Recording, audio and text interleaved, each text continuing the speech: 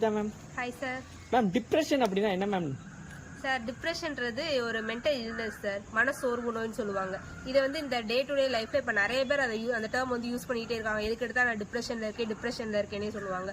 ஆக்சுவலாக டிப்ரெஷன்றது வந்து சில சிம்டம்ஸ் மூலமா நம்ம வந்து ஃபைன் பண்ணலாம். First starting stage mild, moderate, severe அப்படின்ற மாதிரி இருக்கு. ஸ்டார்டிங் ஸ்டேஜ்ல வந்து நம்மளுக்கு தூக்கம் இல்லாம, பசி இல்லாம, லோன்லியா, சேட்னஸ் அந்த மாதிரி சின்ன சின்ன சிம்டம்ஸ் இருக்கும். இதை நம்ம அப்படியே விட்டோம்னா சிவியரா போகும்போது நம்ம சூசைடல் தாட்ஸ் அந்த மாதிரி வரும். இதை வந்து கியூர் பண்றதுக்கு வந்து அதோட அசஸ் பண்ணிட்டு அதோட சிவியாரிட்டியை பொறுத்து மெடிசின்ஸ் யூஸ் பண்ணிக்கலாம். தென் தெரபிஸ், கவுன்சிலிங்ஸ் இந்த மாதிரி நிறைய இன்டர்வென்ஷன்ஸ் இதுக்கு இருக்கு. ஓகே மேம், டிப்ரெஷன்னா என்னன்னு அழகா சொன்னீங்க.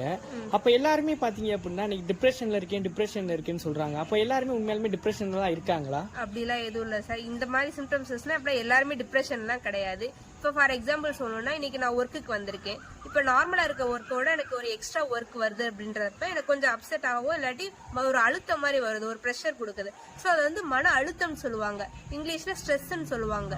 ஸோ இந்த மாதிரி விஷயங்கள் தான் நம்ம டெய்லி நடக்கிறத வந்து ஸ்ட்ரெஸ்ன்ற வேர்டை வந்து நம்ம யூஸ் பண்ணலாம். இதைதான் ஆல்டர்னேட்டிவா எல்லாருமே டிப்ரெஷன்ல இருக்கேன்னு சொல்றாங்க.